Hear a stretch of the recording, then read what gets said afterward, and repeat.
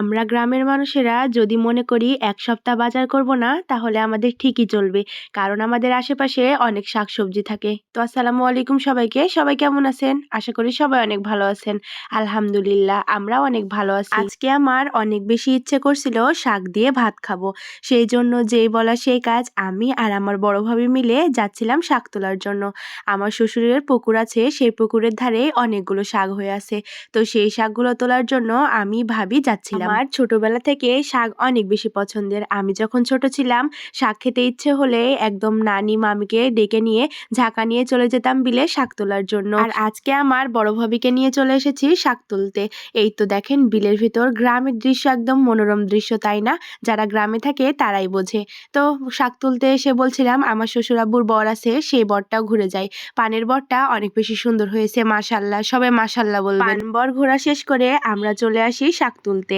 আর এইখানে অনেকগুলো শাক হয়েছিল। শাক দেখে তো আমি অনেক বেশি খুশি হয়ে যাই। আজকে একদম মন ভরে শাক তুলবো আর শাক রান্না করে পেট ভরে ভাত খাবো। তো আমি, আপনাদের ভাইয়া, ভাবি তিনজনে মিলে শাক তুলছিলাম। সবাই মিলে শাক তুলছিলাম আর অনেক বেশি মজা করছিলাম। আমি যেখানে থাকি সবসময় মজা করতেই থাকি। আমার মজা করতে অনেক বেশি ভালো লাগে। যেখানেই থাকি না কেন সবাইকে নিয়ে হাসি খুশি থাকতে পছন্দ করি। তো আমি আর ভাবি মিলে শাক তুলছিলাম আর জোক নিয়ে গল্প করছিলাম। জোককে কে চেনেন? আমি জোককে করে কিন্তু অনেক বেশি ভয় করি। এদিকে ভাবিও বলছিল সেও নাকি অনেক ভয় করে। এত কথা বলতে বলতে শাকের নামটা বলতেই আমি ভুলে গেছি। এই শাক কে কে চেনেন? এই শাকের নাম কিন্তু শুশুনি শাক। এই শাকটা কিন্তু অনেক বেশি উপকারী। এই শাক খেলে ঘুম বেশি হয়। আমার আবার শাক তুলতে গেলে শাক একদম বেশি না হলে একদমই আসতে মন চায় না। তো আপনাদের ভাইয়া বলছিল বাড়িতে চলো, বাড়িতে চলো। আমার তো শাক তুলতে আরো বেশি ইচ্ছে করছিল। আমি শাক তুলছিলাম। তো আমার এই শাক তোলা শেষ, এখন বাসায় চলে আসবো। তারপরে দেখি আমার শ্বশুরের পুকুরে একটা বড়ই গাছ হয়েছে। তো সেইখান থেকে বড়ই ছিঁড়ে খাচ্ছিলাম। টক বড়ই কিন্তু আমার অনেক বেশি পছন্দের। কার কার টক বড়ই পছন্দ একটু কমেন্ট করে জানাবেন। আমাদের শাক তুলে আসতে আসতে সন্ধে হয়ে যায়, তাই জন্য আমি ভাত রান্না শুরু করে দেই। আর আজকে রান্না করব শাক আর ডাল ভর্তা।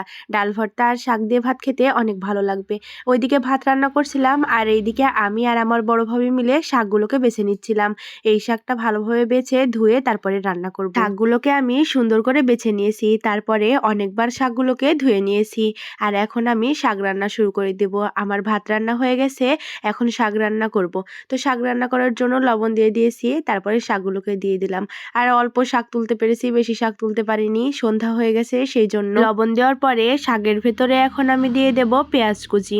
পেঁয়াজ কুচি দেওয়ার পরে শাকটাকে আমি একটু নাড়াচাড়া করে দেব। শাকগুলোকে সুন্দরভাবে নাড়াচাড়া করার পরে ঢাকনা দিয়ে আমি ঢেকে রাখবো। আর ঢাকনা দিয়ে ঢেকে রাখলে শাকগুলো তাড়াতাড়ি সিদ্ধ হয়ে যাবে। তারপরে আমার শাক রান্না প্রায় শেষের দিকে। এখন আমি তেলটা ঢেলে নিলাম, কারণ আমাদের একবারে অনেকগুলো তেল আনে আর অত বড় বোতলে তেল ঢালতে অনেক বেশি কষ্ট হয়। এই তো দেখেন আমার শাকের পানি শুকিয়ে এসেছে। এখন আমি শাকটাকে একটু ভালোভাবে নেড়ে তুলে নেব আর তারপরে শাকটাকে বাগার দেব। আজকে আমি প্রথম এই শাকটা রান্না করছি, জানি না কেমন হবে। তো শাকগুলোকে তুলে নিয়ে কড়াইটা ভালোভাবে ধুয়ে নিয়ে এর ভিতরে তেল দিয়ে দিয়েছি আর তার ভিতরে ভাজবো শুকনা মরিচ। এই শাকের সাথে শুকনা মরিচ কামড় দিয়ে খেতে কিন্তু অনেক বেশি মজা লাগে। আমার তো যে কোনো শাকের সাথে শুকনা মরিচ না হলে একদমই চলে না। আমি ঝাল খেতে অনেক বেশি পছন্দ করি। তো শুকনা মরিচ ভাজা শেষ, এইবার পেঁয়াজ দিয়ে দিয়েছি। এর সাথে রসুন দিলে কিন্তু আরো বেশি মজা হয়, তবে রসুন দিতে আমার মনে ছিল না। পেঁয়াজগুলোকে সুন্দরভাবে ভাজা হয়ে গেছে, আমি শাকগুলো দিয়েছি। এইবার শাকগুলোকে খুব সুন্দরভাবে আমি ভেজে নেব, তারপরেই রান্না হয়ে যাবে। এই শুরশুনি শাকটা কে কে খেয়েছেন অবশ্যই কমেন্টে জানিয়ে যাবেন। আর যারা যারা খেয়েছেন তাদের কি এই শাকটা পছন্দ সেটাও কমেন্টে জানাবেন। আমার তো এই শাকটা অনেক বেশি পছন্দের। এই শাক ভাজি দিয়ে কিন্তু আমি অনেকগুলো ভাত খেয়েছি। মাছ মাংসর চেয়ে এই শাক ভাজি কিন্তু আমার অনেক বেশি পছন্দের। তো আজকের ভিডিও পর্যন্তই। আল্লাহ হাফেজ সবাইকে।